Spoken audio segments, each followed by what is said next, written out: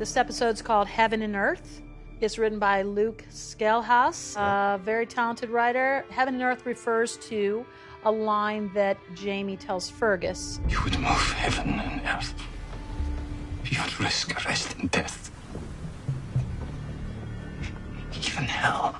Heaven and Earth, the title really should refer to that Ron Moore is in heaven to be shooting with ships because his company, Tall Ship Productions, you've been waiting a long time, of course, to do something on ships. And Luke, who wrote this episode, I was giving him a lot of credit. He did a lot of research and really sweated all the details, correct nautical terminology and the nomenclature and the way they did things on Royal Navy ships of the era. The HMS Porpoise, the British man-of-war, was fixed. So it was immovable. So we're always beholden to the sun. Wherever the sun goes, we have to adjust the cameras. The sun can be very unforgiving. The nice thing about the Porpoise, though, is that it was massive.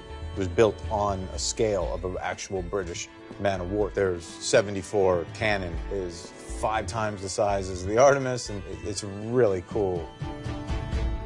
A lot of professionalism in the Royal Navy came about in a later era. Terry, our costume designer, was talking about how uniforms were not as uniform as we think. Yeah. You know, what I thought of as naval uniforms of the Royal Navy were actually much later as well. So a lot of things were sort of still developing. I loved what Terry did with Claire in this episode. She looks very Katharine Hepburn-ish. Terry had a challenge to find something that would be comfortable for the actors, and yet they could be on the ship, then it would look authentic. I love the ponytail Claire's wearing for the first time. She just has a whole different look that I think really is cool for the ship episodes.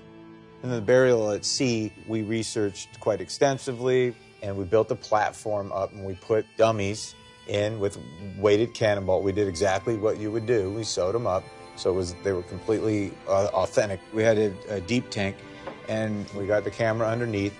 It ended up being quite a moving episode in a lot of ways.